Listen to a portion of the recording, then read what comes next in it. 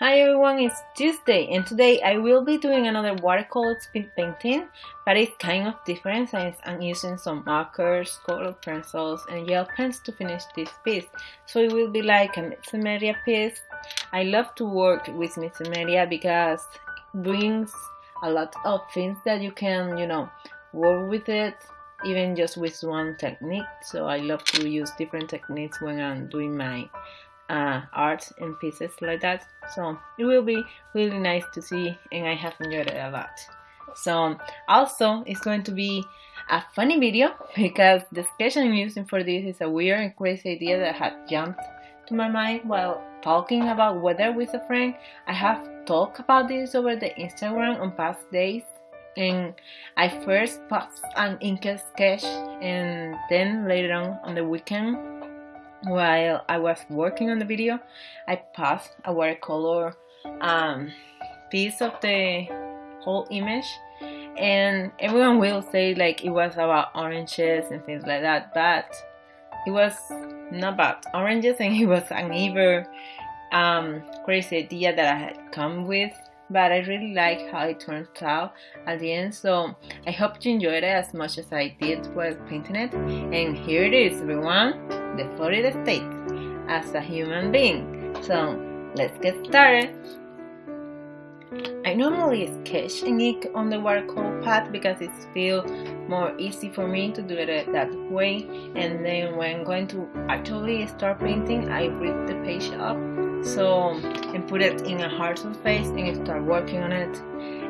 Like this piece that I'm working on today, I'm going to use some painting tape that you can buy or find or any store in which they sell paint or things like that. I personally buy this one in Dollar Tree. It was really cheap and the quality is really nice for the price because it's like $2.69 something or something similar to that, and I feel it's really nice to work with. And I never use it, or I almost never use it on my paintings because I don't put a lot of frame on it, but this time I want to do something different and create something that is inside a frame for this picture, so I will be using this tape for that purpose.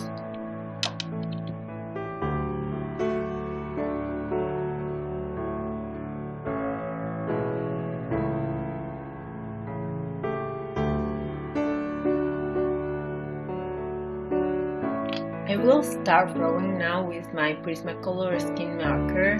I like adding skin tones with markers instead of watercolors because I have a more persistent definition in the end result than with using watercolors, because with watercolors you never know what is going to happen. So for this project especially, I pick up two Prismacolor Premier markers that I was going to use, but at the end, as you see in the video, I always check in the paper. I love to check in the paper before doing actually in the project because it gives me a peace of mind that I'm not using the wrong color for skin, because in hair and things like that you can use whatever it takes and fix it, but for the skin it's a little different and I believe it's going to mess up my painting. So I always take a normal piece of paper and I see how the color looks in there, and since the color is going to be lighter in the watercolor pot, it's going to be more easy for me to find the real match for my imaginary context that I have from the picture.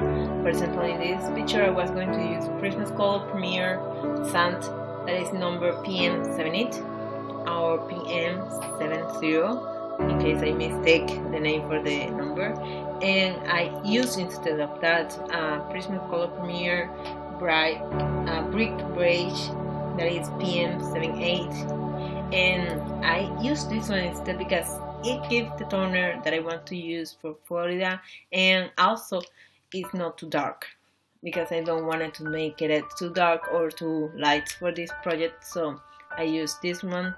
And then for the shadow, you will see that I will be using a copy sketch that they sell actually for skin tones, that is white skin, but the real name is Cotton Pearl, something like that, and the number is E00.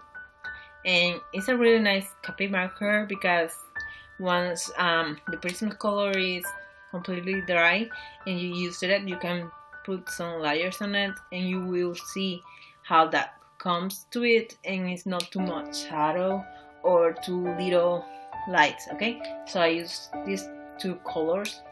I actually use on the lips another copy sketch that it was